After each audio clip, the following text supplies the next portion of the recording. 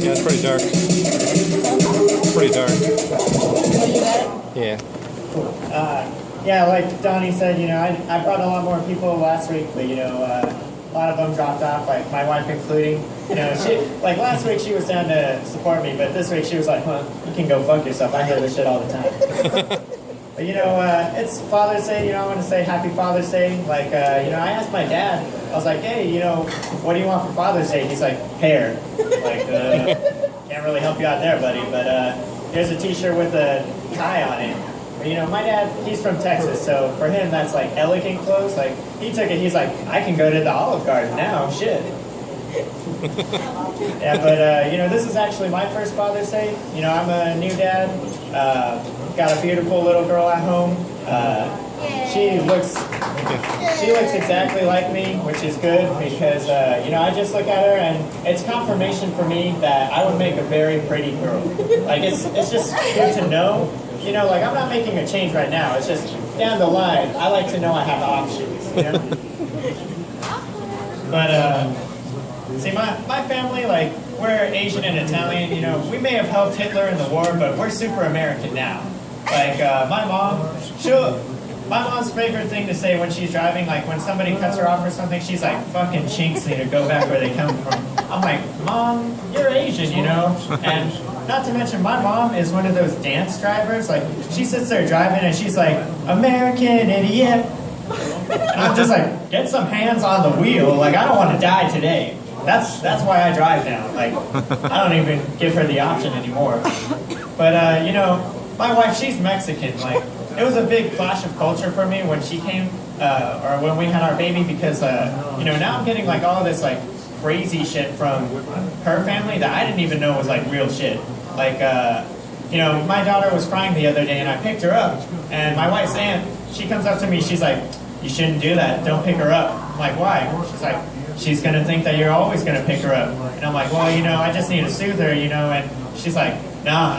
She's like, "Do you see my kids? Never picked them up once." I'm like, "What do you mean you never picked them up once?" She's like, "No, taught them that I'm not gonna be there. They need to depend on themselves." I'm like, "The fuck, is this a Jungle Book? Like, just release them to the wild? It's like, come back when you're ready.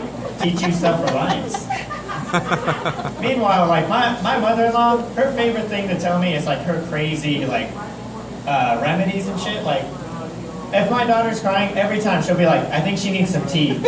She's stressed out." I'm like, "Stressed out? She's a baby. I don't think she needs tea." And then it worries me too because she's the one that watches my daughter when I'm at work. So I'm just sitting there thinking, like, in the morning, does she give her like coffee to wake her up or something? Like, what kind of fucked up shit is happening? But having a kid, it makes you like look at yourself and you want to, make changes and shit. Like, I looked at myself and I'm like, I'm kind of an asshole, so I want to kind of fix that. Like, for instance, tonight I was driving and, got this lady going 40 and a 45, doesn't seem to realize that it's 60. And I'm just looking for something to, like, say about her, to talk shit. And I'm sitting behind her and I can't speak to people, so I'm just messing with that apparently. But I'll just leave that alone. So I'm sitting behind this lady though, and I look at her license plate, and that's the only thing I can grab to like identify her. So I'm like, yeah, fuck breast cancer. I'm like, oh shit.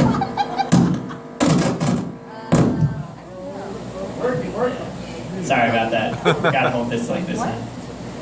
But like I want to better myself. Like what I do though is I can't go cold turkey with being a jerk and then being a good person. So what I decided to do is I just justify people for their stupid actions. Like, I was at the store the other day with my daughter, and I got this old guy, like, up at the, cashier. He's just chatting it up, and I'm getting mad. I'm just like, I need to get the fuck out of here.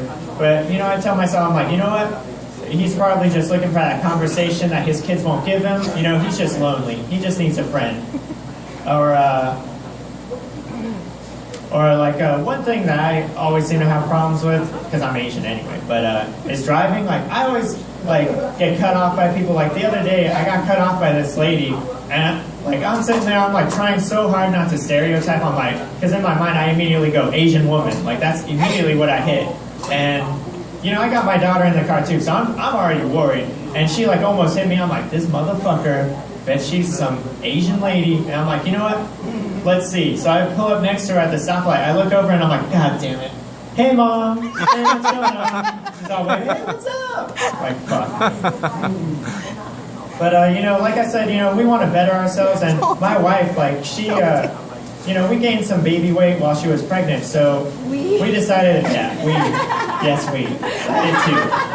I took the lazy course. But, you know, she's like, hey, we need to lose that baby weight. And I'm like, I didn't realize that we have two very different views on how to lose that baby weight. To me, I was like, you know, I'll go running, you know, I'll do that thing. For her, what she did is she took all of her old clothes and put them in display cases around the house, and she just walks around petting them going, one day I'll wear this again, one day. But, you know, like I said, I'm trying to get into running. The thing is, though, that I'm awful at it. And you can tell, like, simply by my ensemble. Like, when I go running, I'm wearing, like, sweats and an oversized t-shirt. Like, I look like I'm lounging around the house after a Thanksgiving dinner. I'm getting passed up by these guys who are wearing, like, spandex that's so tight you can see their nipple tape. Like, that shit's just showing. And, you know, I'm also not a self-starter. So I had to get my buddy to help me out because I'm like, you know, I've been trying to go running, but... You know, my problem is I walk outside, I see a leaf move, and I'm like, it's too windy, I'll go tomorrow, fuck it. So I told my buddy, I'm like, you know, let's go running, you know, help me out. My buddy Mendoza, he's like, yeah, you know, he's Mexican. He's like, yeah, we'll fucking do this. So I go to run with him. I didn't realize we're like at two very different levels for running. Like, you know, he takes off, he's just like, oh, really? And I'm just like, slow it down, fuck. But, you know, the thing that sucks, too, about running is it really kills you. Like, and I live in a 2-story house, so me, like, my legs, they're just like jello afterwards. So I get home, you know, and I'm like, I see those stairs, I'm like, I'm not getting up those things. But the problem is that I've been sleeping downstairs because of that, but when people come over, they think that I'm having marital problems because I'm sleeping downstairs. I'm like, no, you gotta understand, I can't walk up the stairs, that's what's going on. But, you know, when my wife, when she goes up to bed, I just walk over to the stairwell and I just pet the stairs and I'm like, you know, one day I'll make it back up there. One day. Thanks. My name's Joshua Giordano. I want to thank you guys. Yeah. Thanks to my mom who decided to come.